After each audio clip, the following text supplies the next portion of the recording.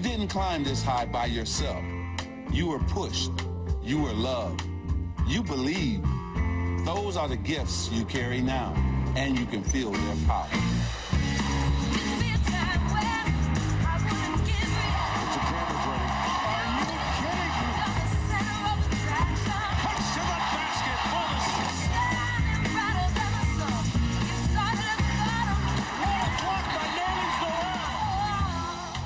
If there is greatness in you, now is the time to find it.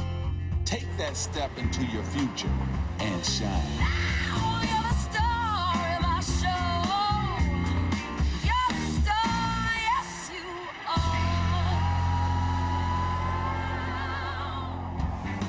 Welcome to the 2013 NBA Draft presented by State Farm. A lot of nervousness down in the green room of the draft. You know, back in 1984, the first name David Stern announced as commissioner of the NBA in the draft was Hakeem Olajuwon.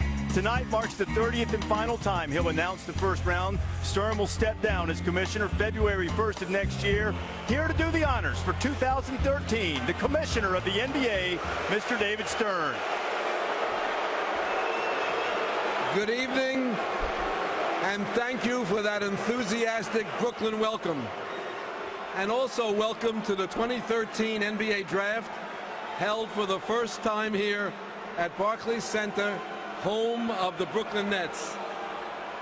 Thank you to everyone joining us tonight, whether you are here watching in the United States on ESPN or in more than 200 countries and territories, watching us on television or following along on NBA.com and social media. And thank you to our passionate fans who you tuned in for another outstanding season, which saw the Miami Heat win a second consecutive championship.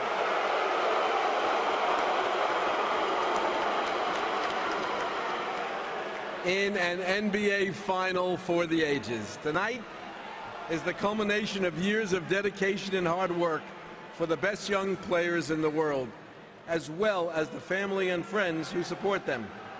I've been through a few of these, 30 to be exact, all of them quite memorable, and I know the young men hoping to hear their names called tonight cannot wait to join the NBA family. So let's begin. The first pick of the 2013 NBA Draft will be made by the Cleveland Cavaliers, who have 5 minutes to make their selection. Part of the great sport of draft night is the crowd reaction to Stern and then Stern's reaction to that reaction. I will say Gary Bettman was envious of how well they treated him. All I know is I played in the league 13 years. Leave my boss alone. He was one of the most iconic figures in all of professional sports, and it'll be entertaining to watch the crowd react to David Stern throughout the night. And the Cleveland Cavaliers, as he mentioned, now on the clock, thanks to once again having the magic touch when it comes to the draft lottery.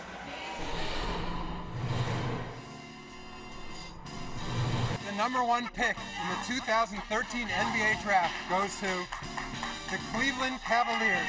I just had a feeling, you know, that we could get hopefully a top pick, which we did. This is our third year in a row in the lottery. Hopefully it's our last for a long, long time. Well, the Cavaliers have picked first, with all due respect to the injuries suffered by Austin Carr. They've had a slam dunk every time. Those are four terrific players, and now an opportunity to make it 5 for 5, assuming that number one pick stays with the Cavaliers. We've been talking about this. Now 3 and change until they have to make the pick. What do you think they're going to do? What do you think they should do? Nerlens Noel, get you a rim protector in the Eastern Conference. He's not going to be healthy to play until December, which gives you flexibility with Anderson Varejao up front to now possibly deal him in the last year of his contract or keep those guys together. You can't have enough active big guys, Jay, that can block shots, change into the floor, and be productive in pick and roll, finishing at the hoop. Yeah, and the only downside in taking Noel is he only weighs 216 pounds. He's not an offensive player yet. Maybe he will become one. And he's injured, which how many times do we say that about a number one pick, that he doesn't score well, and he's on crutches.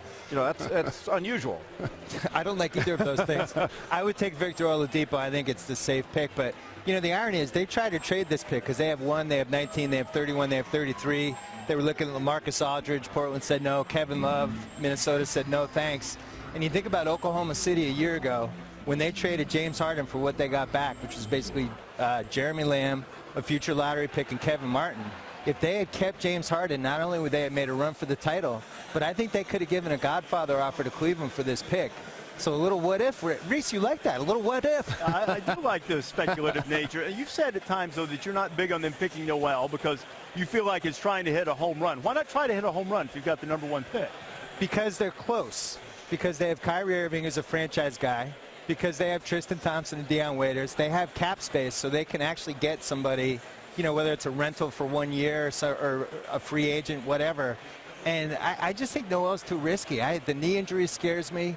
I think he's too thin. I worry about his offensive game, Jalen.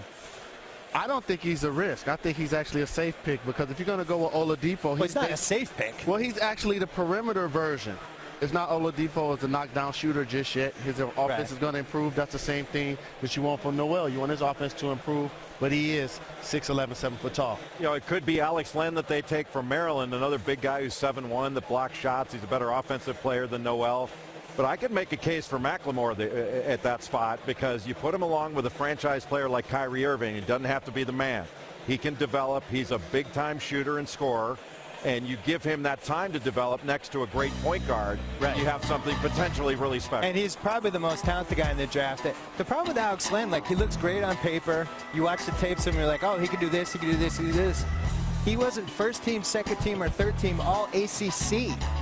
So I don't know, can you take somebody first in the draft who couldn't make top 3 teams in the ACC? I would like to ask both of you guys. You felt like the Cavs should take Oladipo. You said possibly McLemore. I think Deion Waiters can hold down the 2 spot. Do you guys feel like Deion Waiters isn't the answer long-term with Kyrie Irving?